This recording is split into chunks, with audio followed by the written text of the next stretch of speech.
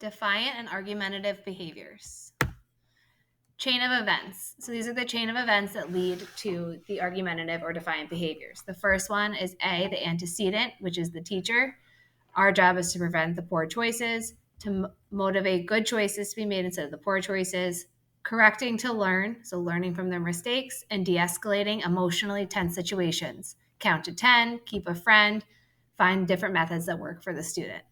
The B is behavior.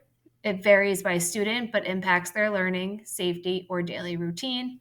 And the C is consequences. We need to be consistent, mild, and maintain students' dignity. Now we move on to the 3 P's of prevention. These are the prerequisite skills that should be in place in your classroom to kind of prevent these type of behaviors. Number 1 is the procedures. How are the rules followed? How they may differ from school to class. We each have our individual set of rules, but there are also school rules that need to be followed. The second of those is praise, that 5-to-1 ratio of good praise to one negative statement that may be presented to the student. It needs to be immediate and sincere, especially the positive praise, so the student takes you seriously, including a reason for some sort of negative or positive sort of statement, and avoiding labels. You don't want to label them as good or bad. The third is preparation.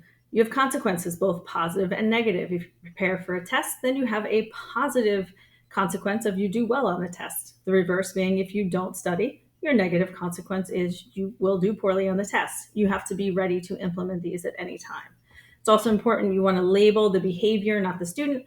When you're talking to the student, you want to label them as a student who studies for the test, not necessarily as a quote unquote good student.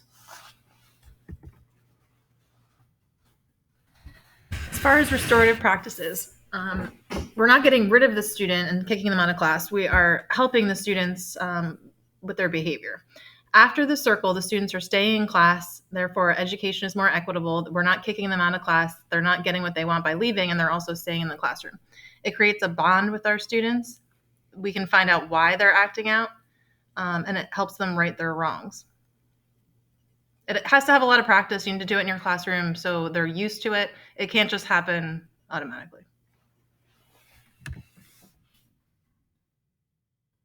And here's the video of an example of a restorative circle. It's with older students, but it's similar to the one that we saw during our professional development.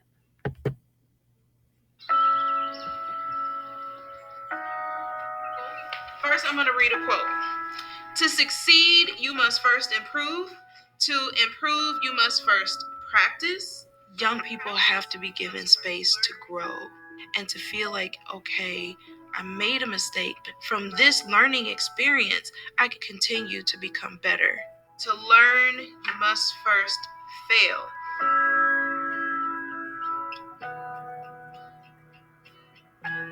When you're talking about student discipline, a lot of times we are punitive because it's faster and restorative takes more time.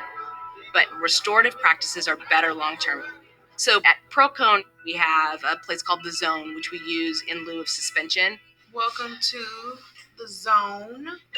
It's a collaborative space where kids get into a circle and they discuss what their behaviors were and ways to correct it. We have The Zone every morning from 7 to 9 a.m. Today, we had 8 students in The Zone. We're here today to talk about how to make things right when we make mistakes, poor choices. Usually the infractions are cell phone use, disrespect, cursing, but it could also be that there was an argument in a classroom or more aggressive behaviors that also get sent to us. So even though you had a conflict that brought you here, if we can bring our best selves to this circle, we can get a lot done, we can learn from each other. When students come in, we go over circle guidelines so that there are agreements that we hold within this space. What does it mean to listen from the heart? You're trying to feel like you're relating to the situation. Just like showing respect to them. Once we teach them really what the zone is and how this is not a space where there's a power dynamic between you and another person, then they kind of disarm and we get to what's causing that behavior. I had somebody come to me and tell me that a friend said something bad about me. Most of the time when you're in trouble, you get a referral and you have a consequence. They don't really want to hear your side of the story. Well, what happened? When you come into zone, they have a conversation with you and they kind of tell you how to solve your problem the positive way. I was able to go to her and work it out. We're really just trying to get context. Whenever there's a conflict, right, both parties contribute to the conflict. Right. Although you may not feel like you contributed to the problem, you played a piece in it. And that's a part of the social emotional learning that we're trying to get them to see. We really want to have a discussion about the things you can control. I just need to catch myself and know my surroundings. It is a place for students to process their role in it, understanding who was harmed, but then also understanding that it's okay to reflect on what you as a student needed in that situation. I don't need anything from others to make it right because I can be mature on my own. But how can we help you in the maturing process? Because we're going to be here too. What I usually say is I don't want to change your behavior. I want you to think about it before you do it. Really, I've seen them becoming very intentional about what they do, what they say. Everybody has to own up to their consequences. And that's the whole purpose of the zone. By me owning it, it's going to help me better.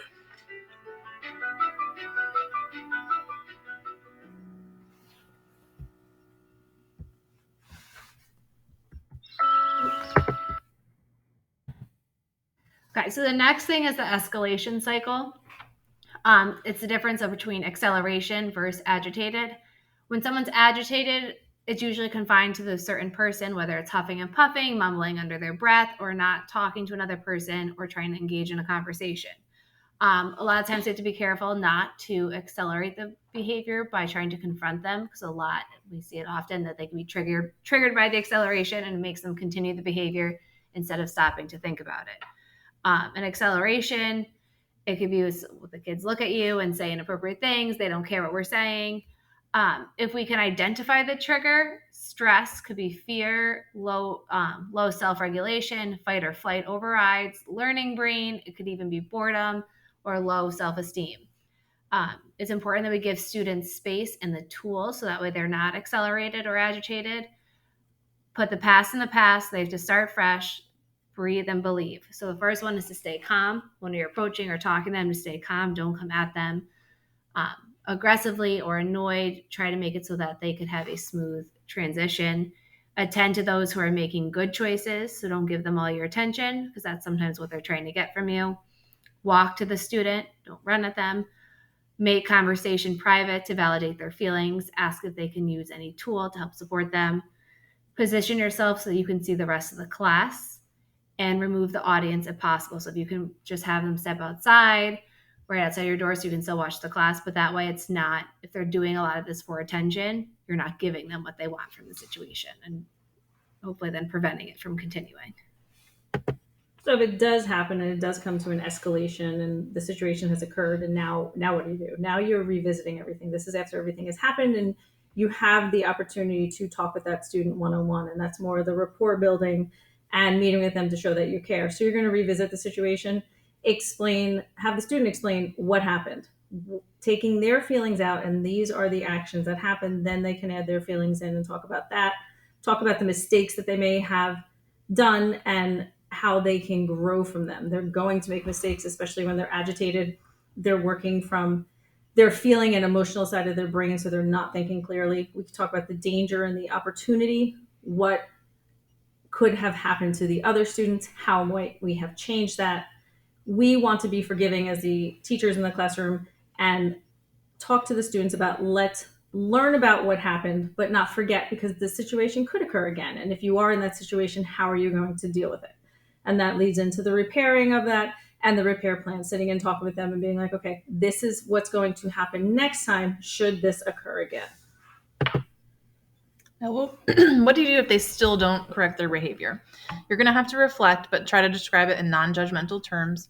You're going to recognize every good choice, which is going back to the positive praise. You want to make sure that when they're doing something right, you're pointing it out. You can replace with a skill that would work better, so they're not getting so frustrated or angry. The reasons need to be brief and focused on the student, on the individual. And then for the repair, you want to give them the opportunity to use that replacement behavior and make a better choice. It's okay for them to not agree with something, but they need to disagree appropriately rather than making it a situation in the classroom that is inappropriate. And they have to accept the consequences for the behavior that they choose. And that is it.